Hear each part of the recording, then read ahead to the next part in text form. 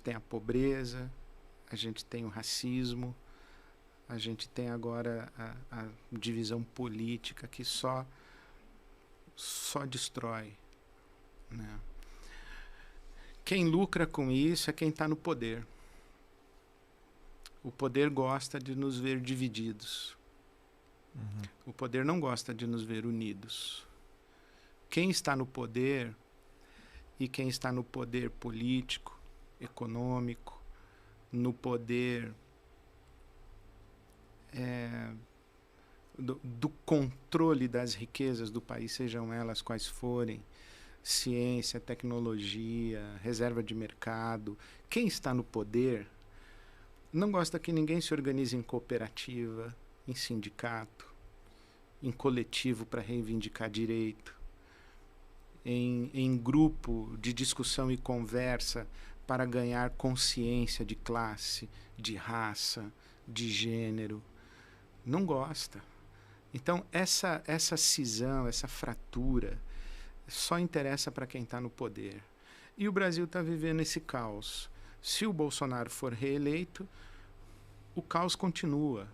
E eu acho que piora. Porque com o Congresso que foi eleito agora, o chamado famigerado Centrão é 48% do Congresso.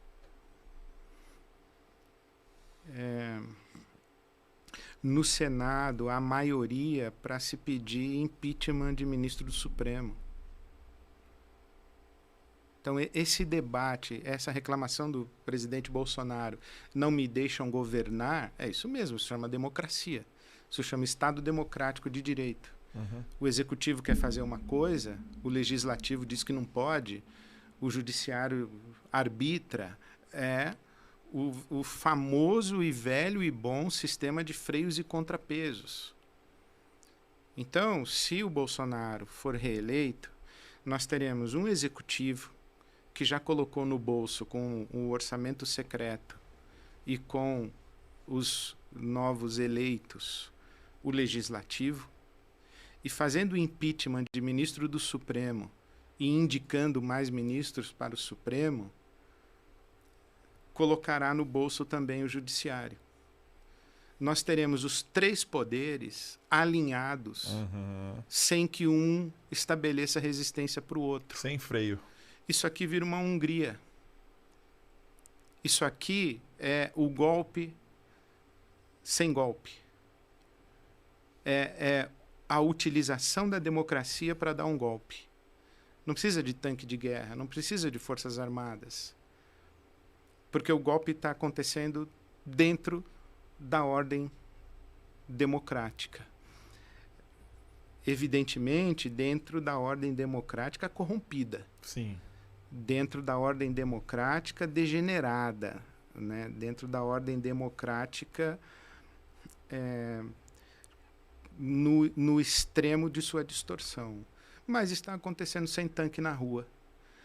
Né? Quando você tem os três poderes alinhados sem que um faça resistência ao outro, você não tem mais um Estado democrático de direito, você tem uma ditadura. Então, eu acho que se o Lula ganhar,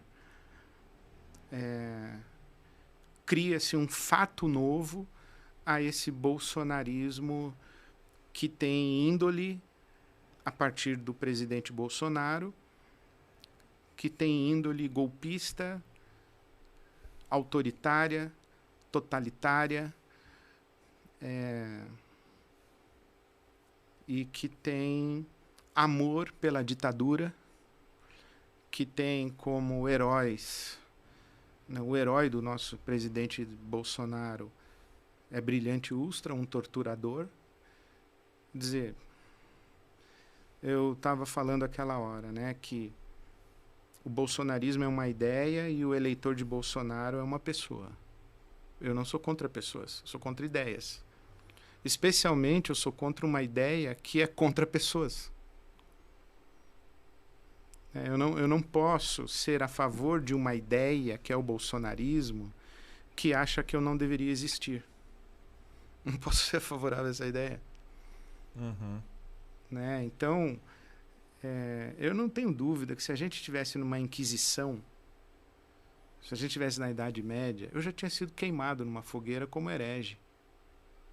Não posso aprovar, apoiar, subscrever e achar que é normal uma sociedade autoritária nesse nível.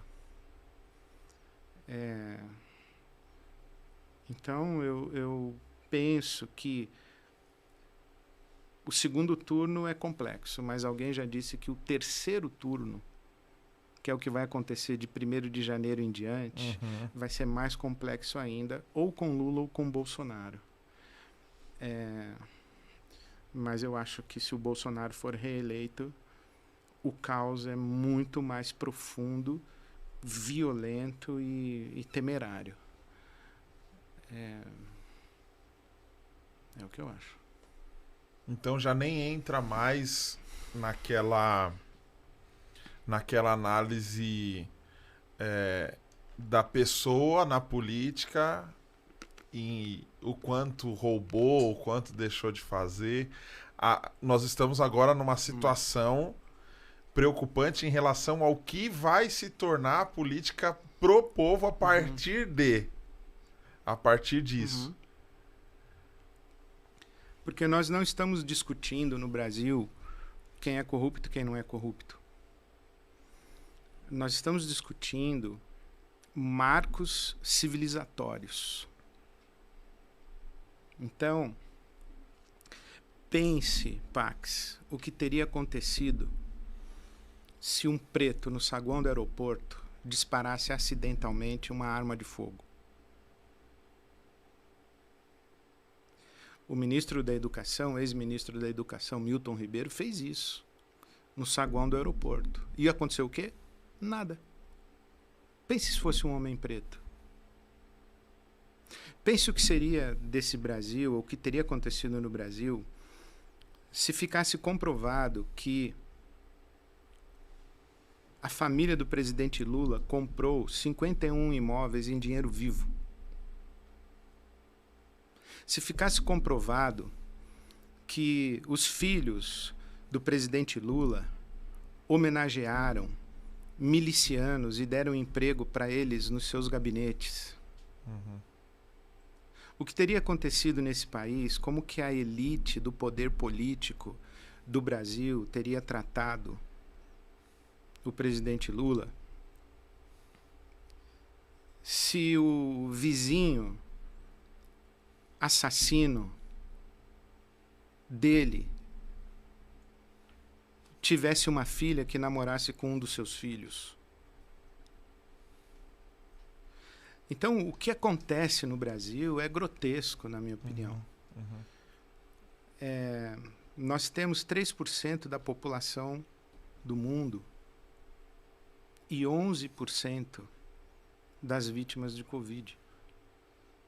De cada 5 brasileiros que morreram, 4 mortes poderiam ter sido evitadas. Nós temos 700 mil pessoas que morreram, com um presidente da República que fez motociatas, mas não foi visitar um hospital. Nós não estamos falando de corrupção. Nós estamos falando de modelo de sociedade. E o modelo de sociedade do Brasil é de tal ordem que o Mandetta, que foi o ministro da Saúde, que propôs um protocolo alinhado com a OMS, com a Organização Mundial de Saúde, teve que sair do governo e não foi eleito. Mas o Pazuello, o general subserviente ao chefe de Estado, o presidente Bolsonaro, que deu ordem para cancelar a compra de vacina, ele foi eleito. Que Brasil é esse? Que Brasil é esse que o Ricardo Salles, que fez passar uma boiada no sentido de desmantelamento dos órgãos de controle das florestas, recebe mais votos do que a Marina Silva? Sim. Que Brasil é esse? Então, nós não estamos discutindo mais corrupção. Falar em corrupção com um orçamento secreto, que o presidente vai dizer que não é problema dele, como não é problema dele, um orçamento secreto que é um escândalo de corrupção muito maior do que foi o chamado Petrolão. Então não estamos falando de corrupção. Nós estamos falando de modelo de civilização, modelo de sociedade, né? Uma sociedade que quer manter-se estratificada. Eu insisto isso já, infelizmente, faz tempo. Nós temos um contingente significativo da nossa sociedade que quer manter a ordem social estabelecida. Homem vale mais que mulher, hétero vale mais que gay, magro vale mais que gordo, branco vale mais que preto, rico vale mais que pobre, europeu e americano vale mais que brasileiro e sul-americano e africano. É isso que está posto. Sabe, quando você tem um ministro da economia que diz que o dólar está muito baixo, que agora a empregada doméstica quer ir para a Disney, quando você tem um ministro da educação que diz que a universidade não é para todo mundo, quando você tem um ministro da educação que diz que pobre tem que fazer curso técnico, nós estamos falando de modelo de sociedade e de civilização. Quando você tem uma ministra da Mulher dos Direitos Humanos que diz que menino veste azul, menina veste rosa, nós não estamos falando de corrupção. Nós estamos falando de um modelo de civilização. Quando nós temos uma sociedade em que a religião que se torna hegemônica se julga no direito de depredar, destruir, incendiar terreiros de religiões de matriz afro, nós não estamos falando de corrupção. Quando nós temos um país estruturalmente racista, que ainda discute a legitimidade de cota racial, nós não estamos falando de corrupção. Nós estamos falando de modelo de sociedade. E eu lamento muito ser uma das vozes dentro da igreja que vocaliza esse tipo de discurso. Porque dizem, então você é Lula, você... nós não estamos discutindo Lula e Bolsonaro. Nós estamos discutindo modelo de sociedade. E o modelo de sociedade que o bolsonarismo traz para mim, ele não é compatível com a minha sensibilidade espiritual, cristã, humana e cidadã. Eu não posso admitir que um jornalista e um ambientalista sejam mortos na floresta e o presidente diga culpa é deles, o que eles foram fazer lá. Eu não posso admitir, achar que é normal um sujeito invadir uma festa de aniversário de uma família e assassinar o aniversariante na frente da sua esposa e dos seus filhos. Eu não posso admitir que seja normal um irmão puxar um revólver dentro de um templo no meio do culto e dar um tiro no outro e o culto continuar. Vocês dizem, mas o que o presidente tem a ver com isso? Então, eu não estou falando do Bolsonaro. Eu estou falando do bolsonarismo. Eu estou falando de uma cultura, de uma mentalidade.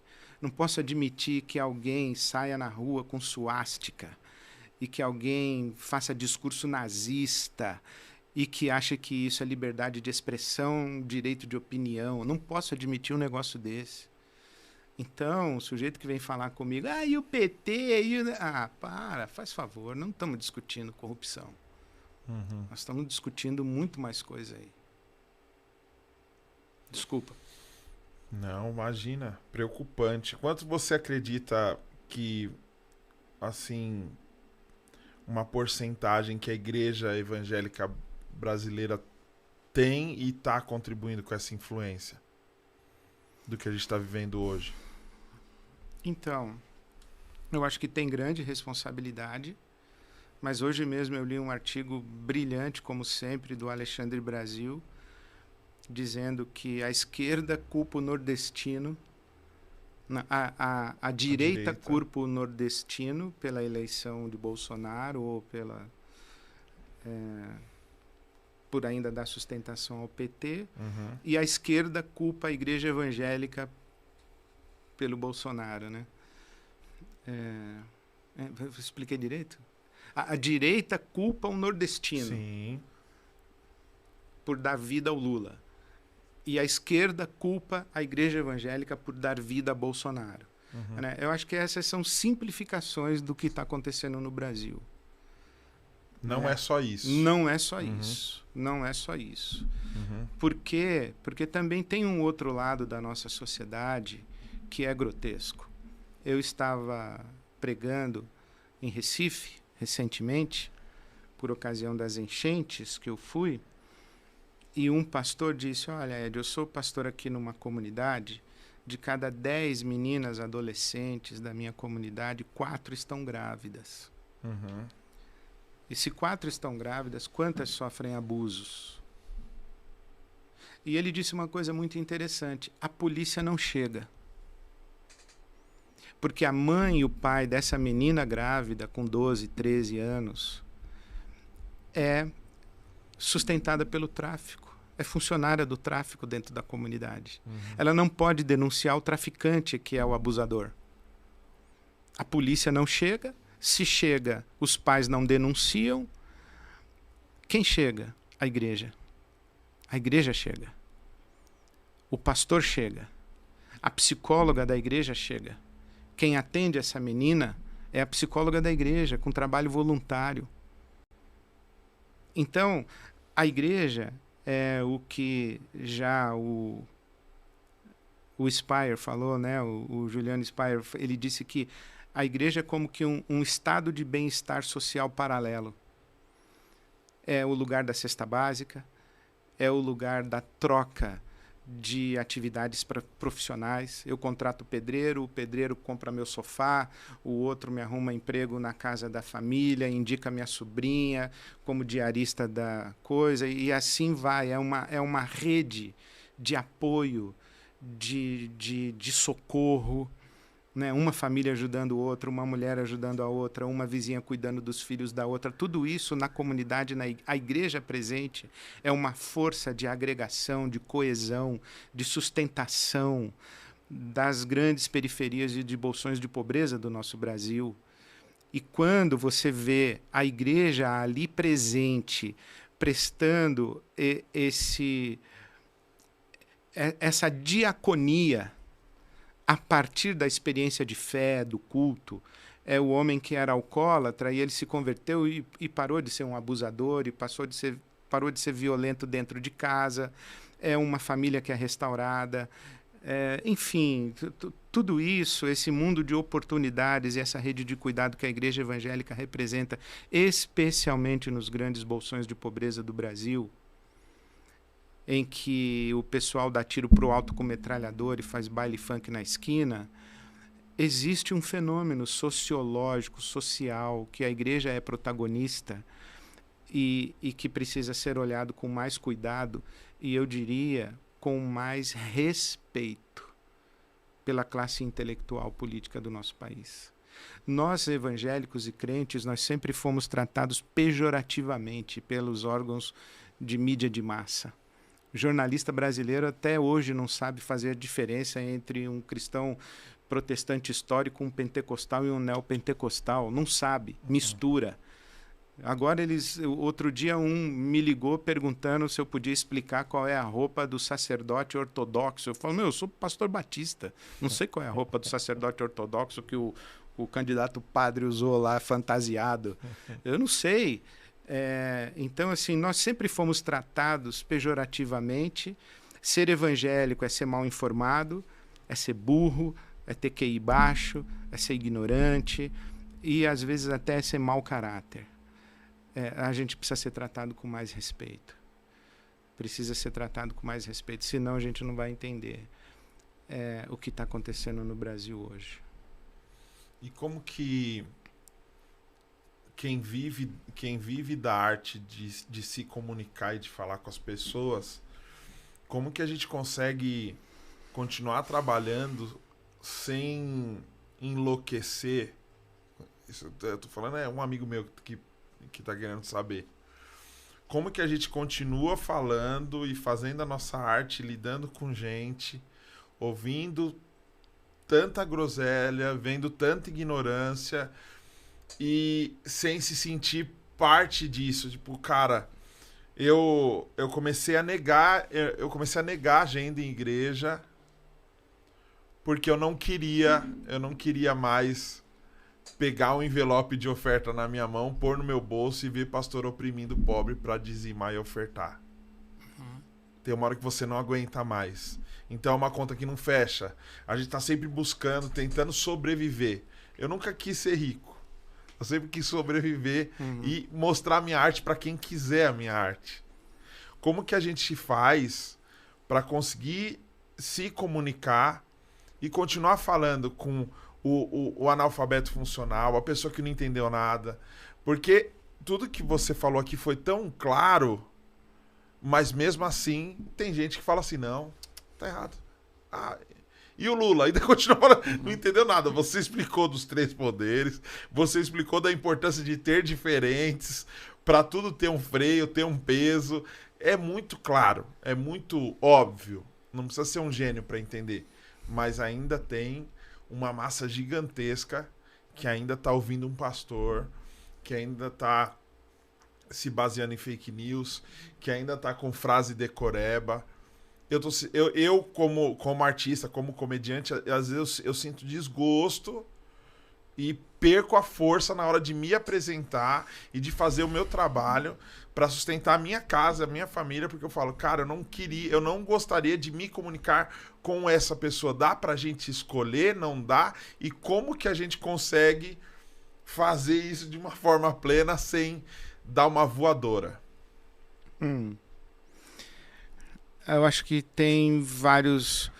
vou responder em forma de colagem, não de ordem de importância A, B, C ou 1, 2, 3, mas jogar coisas na sua tela. Tá. A primeira é que quando Jesus está lavando os pés dos seus discípulos, ele chega no Pedro, o Pedro diz assim, o meu não. E Jesus diz, não, se eu não lavar seus pés, você não tem parte comigo. Aí o Pedro diz, então me dá logo um banho inteiro. E Jesus diz, não, você já está lavado, só preciso lavar seu pé. E isso eu acho que simbolicamente para mim sempre significou alguma coisa do tipo, não tem como você andar no mundo sem ter pé na lama. Você vai ter lama nos pés. Ao final do dia você vai ter lama nos pés. Então a irmã lá que viu você com lama nos pés, é isso. Tava não é só certo. você. Estava certa. Você, eu e Jesus, inclusive. A gente anda por esse mundo, a gente pisa na lama. A questão é se essa lama faz parte da gente ou se ela é lavada e sai. A lama nunca fez parte de Jesus, mas ele pisou na lama. Ele andou no meio de sacerdote. Ele andou no meio de cobrador de impostos. Ele era judeu. Ele se relacionou com a sua sociedade de seu tempo, mas a lama nunca fez parte dele. Então, se a gente não quiser pisar na lama, a gente vai para um mosteiro e aí fica lá dentro, e quando entrar uma mosca, a gente vai achar que é o demônio que veio atazanar a gente. Né? Então, eu acho que andar pelo mundo, a gente vai cruzar com coisas que vão ferir a nossa sensibilidade ética, mas elas não nos pertencem. Jesus disse, ó, o príncipe deste mundo aí já está vindo, mas ele não tem nada em mim. Quer dizer, não tem um farelo de lama em mim que ele pode usar contra mim. Porque eu transitei por esse mundo, mas não tem lama em mim, não. Né? Isso que o Evangelho ensina para nós, e Paulo disse que Jesus é sem pecado, e enfim, eu não preciso ficar explicando isso, é que o pessoal recorta a minha fala. Né?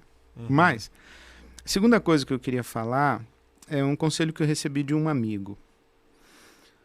Ele disse, Ed, se você falar A, você vai apanhar, B, você vai apanhar, se você não falar nada, você também vai apanhar. Então escolha de quem, e por que e quando você quer apanhar. Então a gente sempre vai ter que... Mas a surra é inevitável. Vai apanhar. né? A outra coisa que eu acho que também eu ouvi é: as pessoas vão te amar e vão te odiar. Isso não tem nada a ver com você, tem a ver com elas.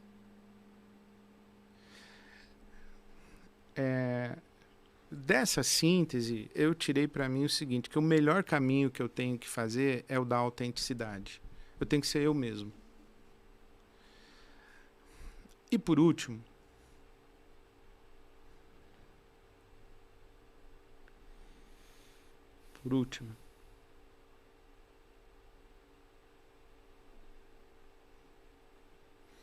cada um tem que saber o limite da sua consciência. Porque você seria funcionário de banco? Você diria que se você fosse funcionário de banco, em vez de ser um artista cristão, você estaria ganhando seu dinheiro honestamente? O banco também não tira dinheiro do pobre para pagar seu salário? Uhum. Né? Então, a gente tem que saber qual é o limite da nossa consciência e de até onde eu vou para receber o meu salário. Um cara solteiro pode dizer não com mais facilidade, talvez, do que um homem que tem 2 crianças em casa. Eu não sei. Não quero julgar as pessoas que fazem o que não gostam e o que lhes fere para garantir o preço da feira. Não quero julgar isso. Respeitar e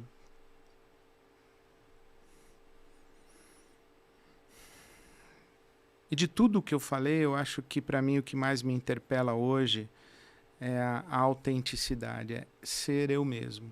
Se você não concorda comigo, se você vai me cancelar, vai deixar de dar um like, vai deixar de me seguir, vai embora da minha igreja, eu não posso negar a mim mesmo para me manter com você. Sim. Eu ser falso comigo para garantir você do meu lado, essa relação aqui já perdeu. Uhum.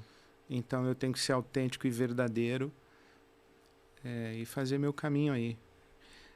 E assimilar perdas e ganhos. Como você disse, 2.000 pessoas deixaram de te seguir e 12 começaram a te seguir. Não sei se você estava brincando ou se os números eram esses mesmos. Mais ou menos.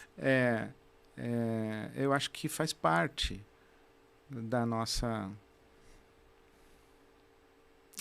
responsabilidade de cumprir uma vocação.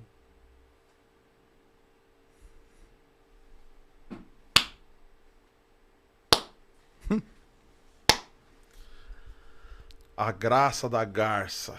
A arte de pisar na lama sem sujar as vestes. Estratagema de Deus. Já ouviu, Vitão? Rapper gospel, bom, sucesso. Acho que acabou ó, o grupo, mas é bom pra caramba. Não importa o que aconteça, eu sempre estarei do seu lado. Ed René Kivitz. Saiba que eu sou muito seu fã. E eu sempre, não importa o que você fala, às vezes alguém fala, você viu o que é de René? Eu concordo. Eu nem quero saber o que você falou. Eu concordo. Já falaram pra eu frequentar Ibabe. Eu falei, ainda não frequentaria Ibabe. Frequentaria Ed René, porque eu tenho problema com o prédio CNPJ e dizimistas premium. E por mais que não tenha dizimistas premium, sempre tem alguém ali que é o dono da bola, que às vezes fala, não, aqui não, isso não, aquilo não. E eu ainda tenho um pouco desse detox. Pois eu vou ficar quieto, que eu acho que eu já falei demais. Muito obrigado pelo seu carinho, a sua generosidade de me receber aqui, por essa fala aí última aí que me constrange, eu agradeço. Eu te acolho de coração. E eu tenho... eu vou ler um superchat que tem aqui, né, Carlinha? Tem um superchat, daqui a pouco eu já leio esse superchat. Os outros é pouco, eu não leio. Eu só leio de $50. Não, mas não é dólar não, é dólar australiano, né? É pouco dólar australiano, é bom. Só pra saber se eu trato bem ou mal. Ah, é mais? Então... Eu acho. Eu não tenho certeza não, mas desconfio. Ô, Ed, caramba, o que eu tava falando? Já vou ler a bagaça. É mais baixo, é mais baixo. Não, mas eu te mais agradeço. Não, mas não tem problema. Qualquer quantia é muito bem-vinda à nossa igreja. E você nos ajude a manter aqui o meu templo funcionando. Minha família mora aqui, então ajude. E nós ajudamos aqui a ONG Lar dos Obesos da Zona Leste. Ajuda a gente. Muito obrigado de coração. Muito obrigado pela sua generosidade de vir aqui no meu podcast. Eu que agradeço. Estou muito feliz, tenho certeza que já foi um episódio marcante na minha vida, um aprendizado gigantesco. Eu não vou ficar puxando o saco o tempo inteiro não, mas não tem muito o que falar, até porque vai virar idolatria, idolatria tá errado. Inclusive, eu acho que esse é um problema que eu acho que a igreja precisava falar mais.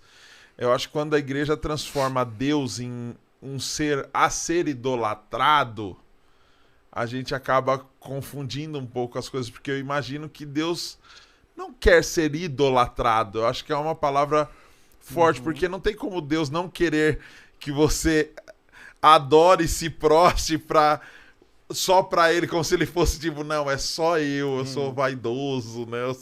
E eu imagino que se você subisse na minha casa agora e me visse em cima de um palquinho e os meus filhos jogados aos meus pés chorando, falando, lindo és, maravilhoso, poderoso, você ia achar que eu sou um maluco. Então eu lembro que um vídeo seu que me marcou foi você conversando com uma senhora que era tipo uma mística. Era uma bruxa Wicca. Isso, uma bruxa. Um ateu meio abobado. Aquele ateu que dava pra chamar o mais inteligente. Mas tinha um ateu. Aí tinha um padre também bem calminho. Tinha um católico leigo. Isso, tinha... Nossa, e pra mim uma coisa ali que foi uma virada de chave pra mim foi quando aquela senhorinha começou com uma frase bem coach, assim, ai, eu acredito que Deus é um ser maravilhoso, um pai que pega o filho pela mão e fala, ei, vamos atravessar esta rua. E aí você vem dar no meio da véia. Você fala assim, eu não acredito nesse Deus, eu acredito num Deus que quer me ver andar sozinho com as minhas próprias pernas. Isso é muito bom. Não dá pra gente ser criancinha o tempo inteiro. Não dá pra gente ficar nessa de... só porque o fulano, ciclano falou tal coisa e ponto final. A gente precisa parar de idolatrar a gente do jeito que a gente tá fazendo, porque, caramba, um monte de gente me critica, às vezes, com algumas coisas que eu posto, mas eu fico imaginando assim, caramba, esse cara só é protestante porque alguém lá atrás fez parecido com o que eu tô fazendo, ou talvez até pior do que eu tô fazendo, porque o Lutero fazia uns desenhos cabulosos.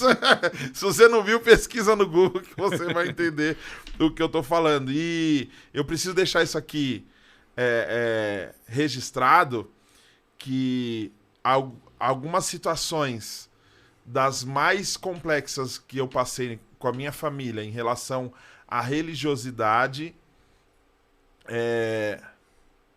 eles sempre buscaram uma orientação sua ou alguma sugestão sua, e você sempre veio com alguma coisa muito preciosa, muito boa, muito apaziguadora, muito acalmante para minha família. E através do seu filho dá para ver, né? Porque através do filho dá para ver quem o pai é.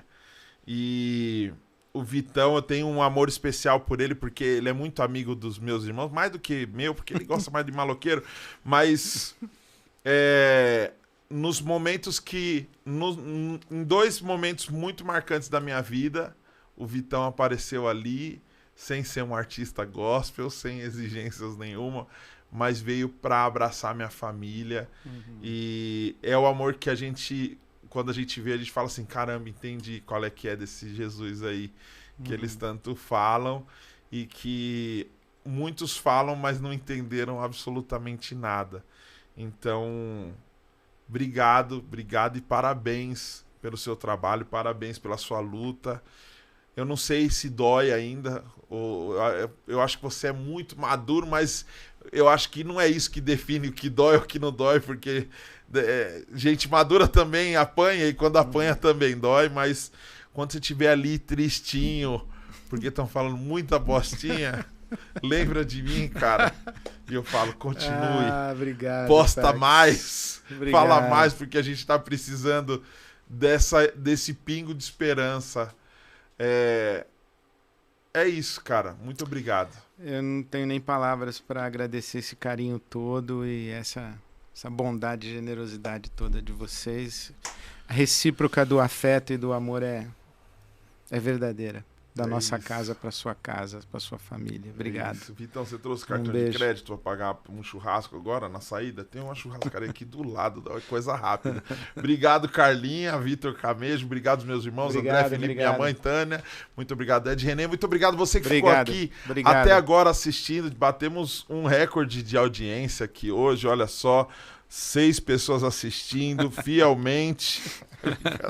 Eu minto muito dos números, sabe? Eu acho que eu vou entrar pra política. Ainda lembrando a mensagem à igreja que enlouqueceu, na esperança que em algum momento o Brasil encontre alternativas para escapar da cilada dessa disputa polarizada. 2 vozes relevantes clamando nesse deserto. Que isso, cara? Além de dar cinquentão, meteu-lhe essa mensagem, hein? Eu não entendi quase nada, mas foi bonita pra caramba. Obrigado, Vlad Correia.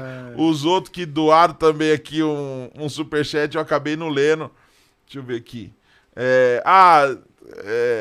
Posso só... É que tá muito formalzinho. Vai. Só um aqui. Quanto foi o jogo do Santos? Pergunta aí, então. Vê se alguém falou. Deixa eu ver. Quanto foi o jogo do Santos? Comenta aí. Ixi, não devia ter perguntado. Quanto foi? 2x1 pro Atlético. 2x1 pro Atlético. Meteu um golaço, tá todo mundo, virou trem de toque do gol do cara. Caramba, mano. Caramba. Eu vou escolher aqui uma galera aqui, só pra... Vou mandar um salve, né, pro Alex Cavalcante. Deixa eu ver aqui. Não, vou mandar abraço não, deixa eu ver. Caramba, velho. Só vou falar alguns nomes aqui, ó. Alex Cavalcante. Tá? Alex Cavalcante, quem mais? Só tinha um cara assistindo a gente, pô? Não, 8, mas é que tem uma galera... Edivan Ferreira. Não, é que eu tô escolhendo alguns comentários específicos. Entendi. Lilo. E todo mundo que concorda com esses 3 vai tomar nos seus cu, vocês tudo. Um beijo e até segunda-feira. Sexta? Quando, Carla? Sexta-feira, meu aniversário, dia 7 de outubro. Um beijo, tchau, Carla. Põe o negócio aí.